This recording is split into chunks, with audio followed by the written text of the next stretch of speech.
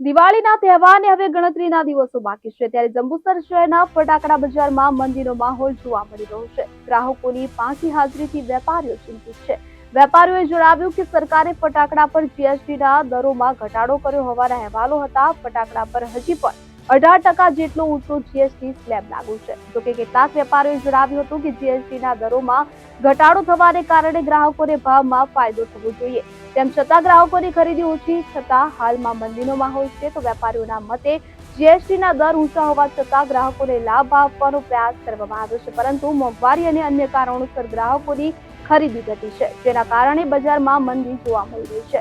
વેપારીઓ હવે છેલ્લા દિવસોમાં વેચાણ વધવાની આશા રાખી રહ્યા છે। તો જંબુસરમાં હાલમાં માત્ર 7 લાયસન્સવાળી ફટાકડાની દુકાનો કાર્યરત છે। આ લાયસન્સવાળી દુકાનોના વેપારીઓ પણ મંદીને કારણે ચિંતામાં છે। વેપારીઓએ જણાવ્યું કે જો તહેવારના અંતિમ દિવસોમાં ખરીદી નહીં વધે તો તેમને મોટું નુકસાન વેઠવું પડી શકે છે।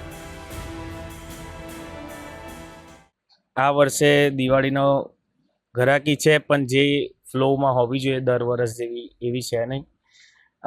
અમારી સમક્ષ અમારા જે બધા ગ્રાહકો આવેલા જ છે, બેઠા જ છે, અને ફટાકડાના ભાવમાં જે જીએસટી લાગુ પડેલ છે, જે સરકારે જે ઓછી કરેલી છે, જેનો ફાયદો ગ્રાહકોને છે, પણ જે ગ્રાહકને ફાયદો થવો જોઈએ, પણ જે અમે દુકાનદાર તરીકે જે અમને ફાયદો થવો જોઈએ એમાં અમને કોઈ હજુ ફાયદો દેખાતો છે નહીં, કેમ કે હવે રહ્યા ગણતરીના 8 થી 10 દિવસ બાકી છે દિવાળીના, અને બસ ચાલે છે ગ્રાહકી, અને જોઈએ હવે આ વખતની સિઝન કેવી જાય છે। મંદીનો માહોલ ચાલે છે।